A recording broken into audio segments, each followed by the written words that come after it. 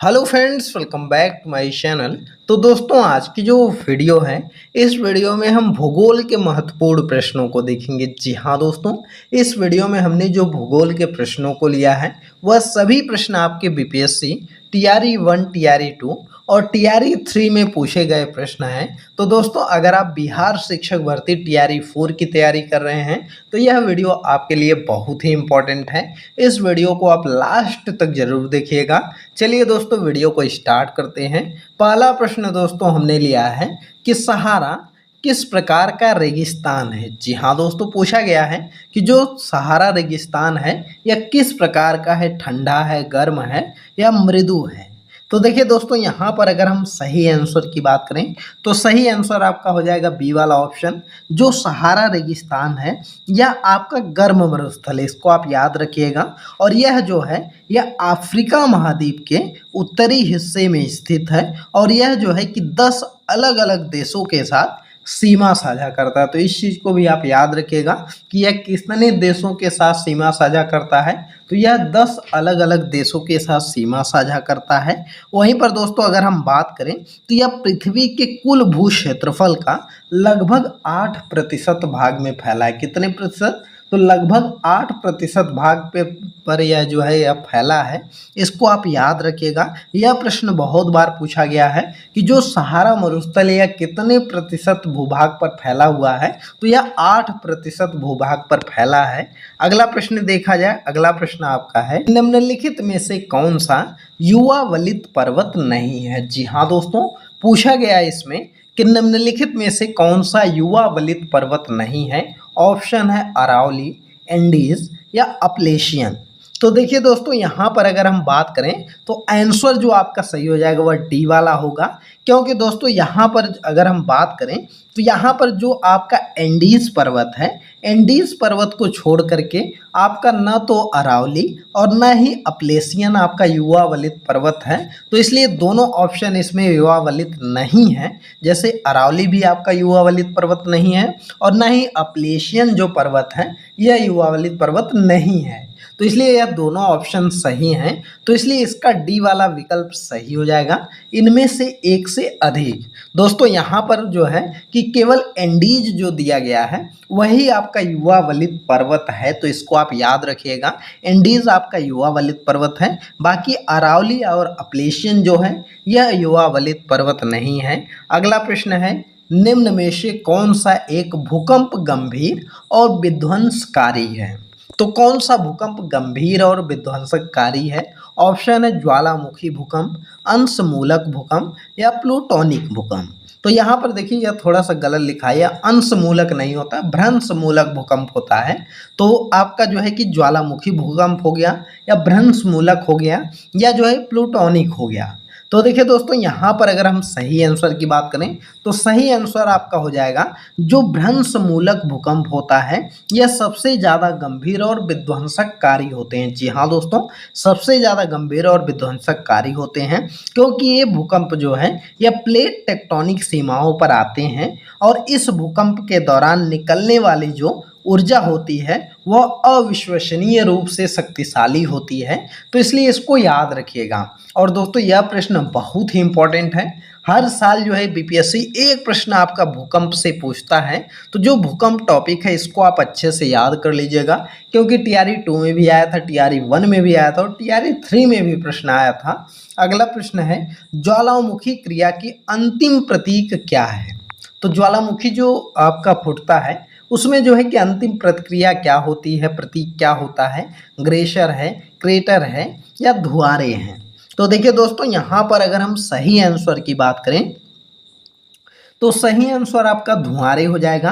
क्योंकि दोस्तों ज्वालामुखी क्रिया के अंतिम प्रतीक धुआरे होते हैं जो कि ग्लेशियर गर्म जल के स्रोत होते हैं जिसमें समय समय पर गर्म जल के फुहारे के रूप में निकलते हैं। और ज्वालामुखी छिद्र के ऊपर स्थित कीपाकार जो गर्त होता है उसी को हम लोग क्रेटर बोलते हैं।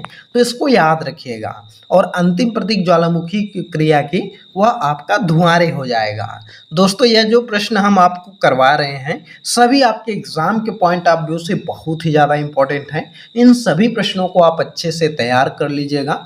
अगला प्रश्न है, टफ किससे संबंधित है? तो देखिए दोस्तों, अगर हम बात करें टफ के बारे में, पूछा गया है कि टफ किससे संबंधित है? बहते जल से, परिवहन से, ज्वालामुखी राख से या अवसादी परत से?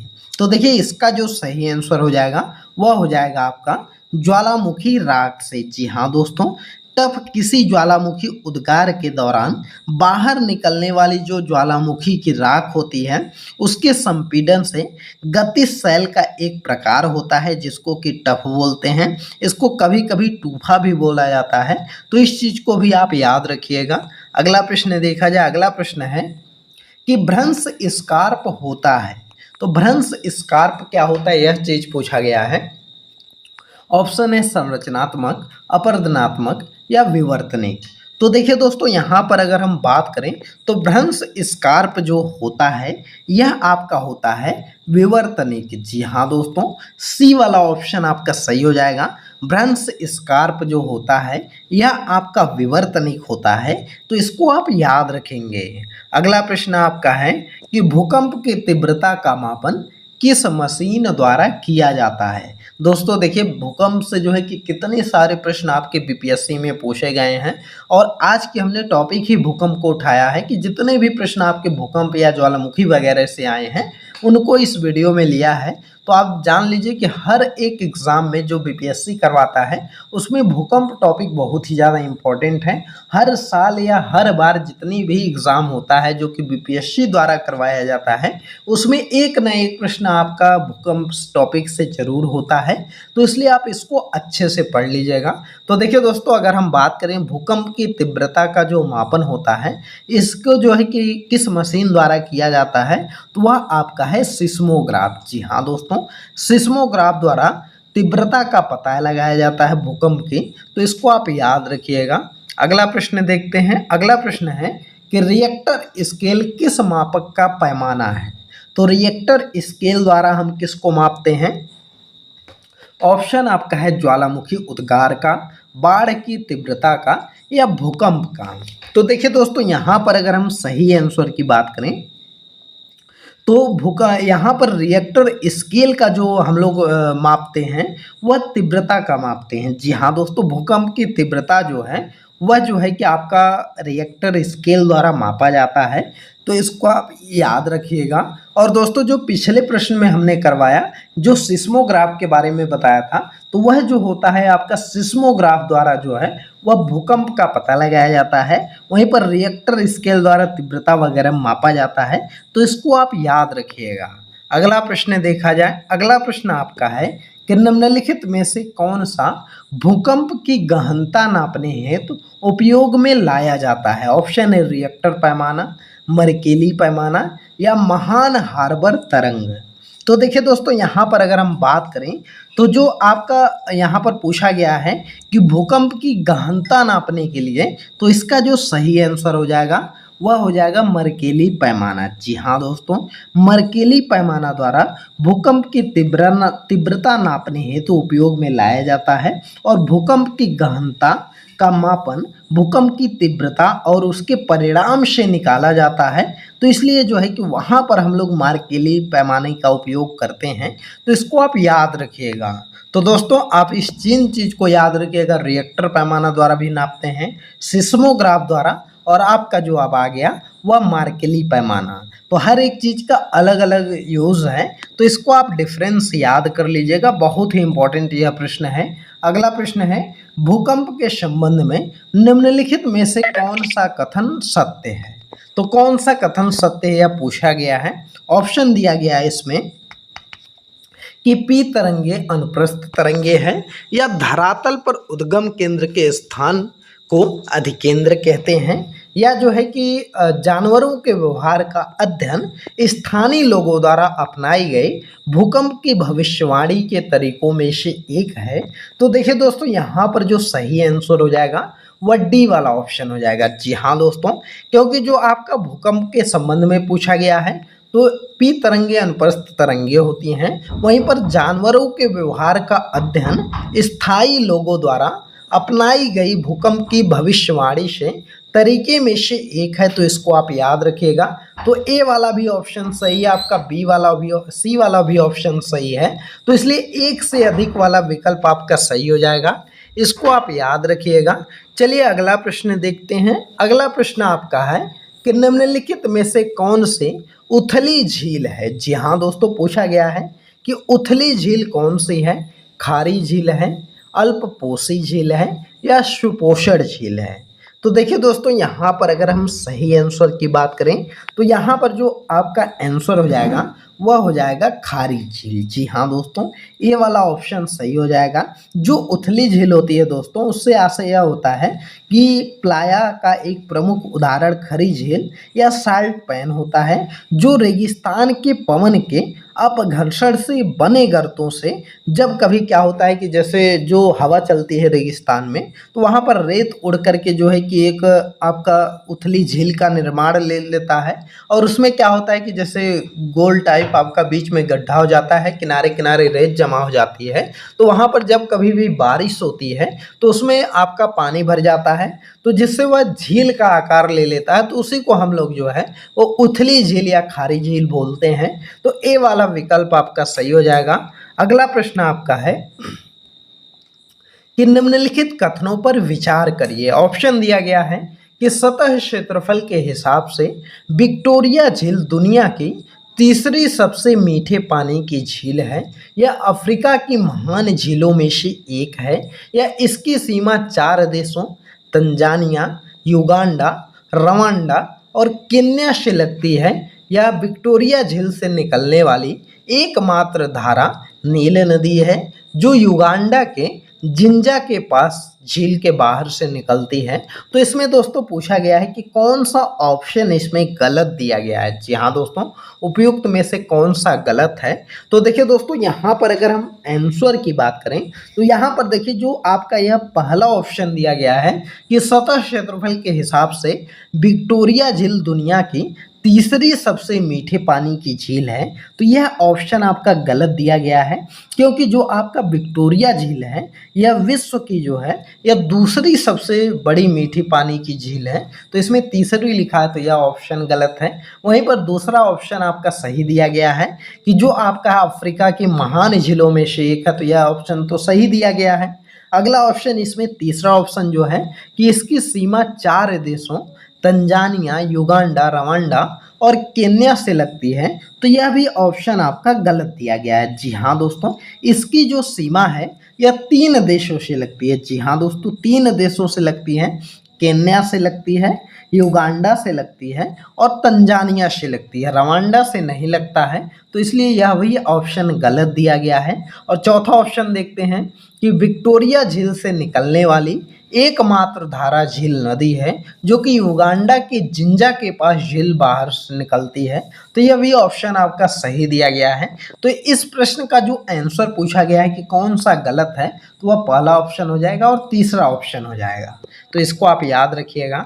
अगला प्रश्न देखते हैं। अगला प्रश्न है कि निम्नलिखित में से कौन सा कथन उत्तरी अमेरिका महाद्वीप को लेकर सुपीरियर के संबंध में सत्य है।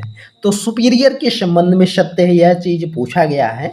तो दोस्तों आप इन सभी प्रश्नों को अच्छे से तैयार करिएगा, और दोस्तों चैनल पर नए हैं तो चैनल को जरूर सब्सक्राइब कर लीजिए, क्योंकि दोस्तों आपका आप जान ही रहे हैं कि TRE 4 का लगभग नोटिफिकेशन आने ही वाला है, और आपका दिसंबर वगैरह में पेपर होगा, तो तब तक जो है कि हम पूरा सिलेबस अपने चैनल पर कवर कराएंगे। तो इसलिए चैनल को सब्सक्राइब जरूर करिए, और सभी वीडियो जो अभी आपको करवा रहे हैं प्रीवियस ईयर, इसको आप अच्छे से तैयार कर जाइए, क्योंकि अगर आप प्रीवियस ईयर अच्छे से तैयार कर लेते हैं तो यकीन मानिए कि जो आपका रिजल्ट जब आप एग्ज़ाम देंगे तो 15 से 20% आप एक्स्ट्रा स्कोर करने वाले हैं, क्योंकि प्रीवियस ईयर करने से बहुत ही ज़्यादा पेपर करने में हेल्प मिलती है। तो इसलिए वीडियो को अच्छे से देखिए, सभी प्रश्नों को तैयार करते चलिए।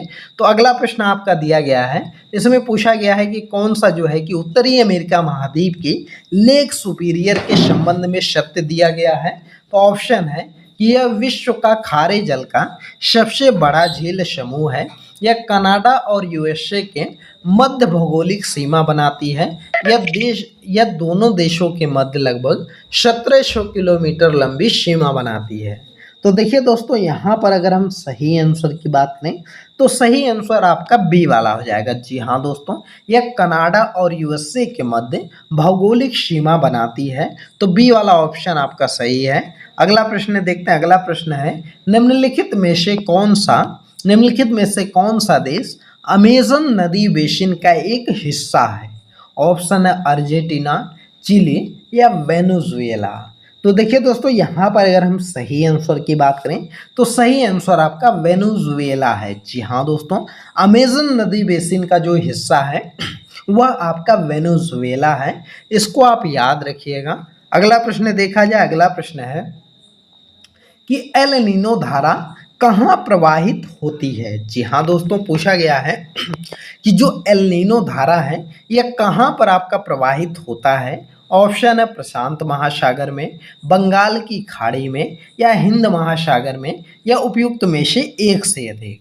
तो देखिए दोस्तों, यहाँ पर अगर हम सही आंसर की बात करें तो एल नीनो धारा जो है यह आपकी जो प्रवाहित होती है यह प्रशांत महासागर में होती है। कहाँ पर होती है? तो प्रशांत महासागर में होती है, इसको आप याद रखिएगा।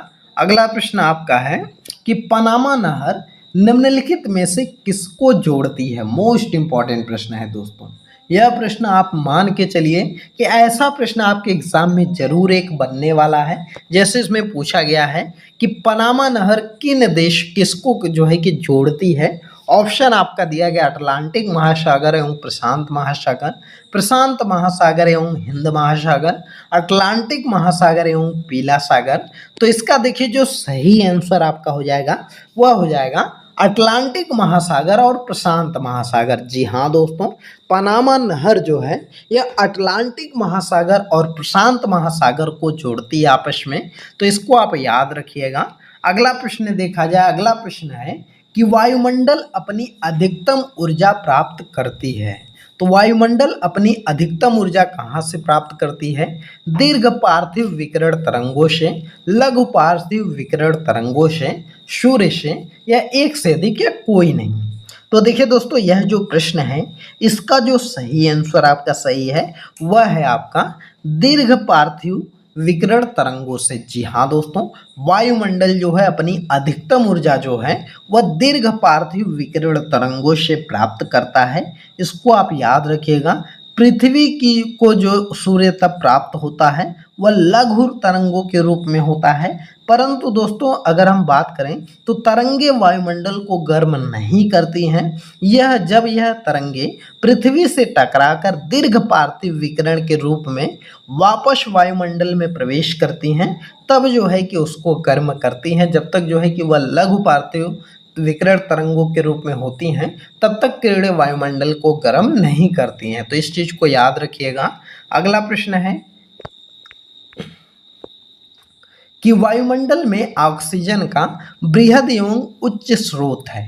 तो वायुमंडल में ऑक्सीजन का बृहद और उच्च स्रोत क्या है? जंगल के पौधों के प्रकाश संश्लेषण से, समुद्री पौधों के प्रकाश संश्लेषण से, घास के मैदान के पारिस्थितिकीय तंत्र के पौधों से। तो देखिए दोस्तों, यहाँ पर अगर हम बात करें तो वायुमंडल में ऑक्सीजन का बृहद एवं उच्च स्रोत जो है वह आपका क्या है? तो वह आपका है कि समुद्री पौधों के प्रकाश संश्लेषण से। जी हाँ दोस्तों, बी वाला ऑप्शन आपका सही है। समुद्री पौधों के प्रकाश संश्लेषण से बृहद ऑक्सीजन जो है कि मिलता है, तो इसको याद रखिएगा। अगला प्रश्न है कि ओजोन के बारे में कुछ तथ्य हैं। तो ओजोन के बारे में क्या तथ्य हैं वह चीज पूछा गया है। इसमें ऑप्शन है कि यह उच्च तरंग दैर्घ्य की विकिरणों को अवशोषित करती है, या वायुमंडल की अत्यधिक स्थायी गैस है, या स्थल मंडल में पाई जाती है, या एक से अधिक या कोई नहीं। तो इसका जो सही आंसर दोस्तों है वह आपका क्या हो जाएगा? तो वह आपका ऑप्शन आपका ये वाला हो जाएगा, उपयुक्त में से कोई नहीं। क्योंकि दोस्तों ओजोन मध्यम आवृत्ति वाली पराबैंगनी विकिरण को अवशोषित करती हैं और यह वायुमंडल में परिवर्तनशील गैस है जो कि समताप मंडल में पाई जाती हैं, तो इसलिए ई वाला विकल्प सही हो जाएगा, इनमें से कोई नहीं। अगला प्रश्न देखा जाए। अगला प्रश्न है कि वायु में ऑक्सीजन का प्रतिशत है, तो वायु में ऑक्सीजन का प्रतिशत कितना है? 0.04%, 21% या 0.93%। तो देखिए इसका जो सही आंसर आपका हो जाएगा वह आपका क्या हो जाएगा? तो वह आपका हो जाएगा 21%। जी हाँ दोस्तों, वायुमंडल में ऑक्सीजन का जो प्रतिशत है वह 21% ऑक्सीजन जो है वह वायुमंडल में पाई जाती है। वहीं पर 78% आपका नाइट्रोजन पाया जाता है और 0.93% जो है वह आपका आर्गन पाया जाता है। और कार्बन डाइऑक्साइड की बात करें तो यह 0.03% पाई जाती है वायुमंडल में। तो इसको याद रखिएगा। तो दोस्तों आज की इस वीडियो में इतना ही प्रश्न देखेंगे। यह प्रश्न आपको कैसे लगे कमेंट करके बताइएगा। और दोस्तों यह जो प्रश्न हम आपको करवा रहे हैं सभी प्रश्न आपके एग्जाम के पॉइंट ऑफ व्यू से बहुत ही ज़्यादा इंपॉर्टेंट हैं, क्योंकि दोस्तों प्रीवियस ईयर करने का फ़ायदा यह होता है कि एक तो आपको लेवल पता चलता है कि किस तरह का प्रश्न पूछा जाता है, कैसे प्रश्न आपके एग्ज़ाम में बनते हैं, और दूसरी चीज़ फ़ायदा यह होता है कि आपको टॉपिक पता चलता है कि किस किस टॉपिक से प्रश्न पूछा जाता है, कौन कौन सा टॉपिक हमको पढ़ना है। और तीसरा फ़ायदा यह है दोस्तों कि जो प्रीवियस ईयर से डायरेक्ट प्रश्न आपके एग्ज़ाम में आते हैं वह प्रश्न आप बड़े आराम से कर लेंगे। और दोस्तों आप यकीन मानिए कि अगर आप प्रीवियस ईयर अच्छे से तैयार कर लेते हैं, अभी जितना भी TRE 1 TRE 2 TRE 3 का प्रीवियस ईयर है उसको तैयार कर लेते हैं, तो यकीन मानिए कि जितना भी आप तैयारी करते हैं उससे जो है कि 15 से 20% एक्स्ट्रा स्कोर करने वाले हैं आप एग्ज़ाम में।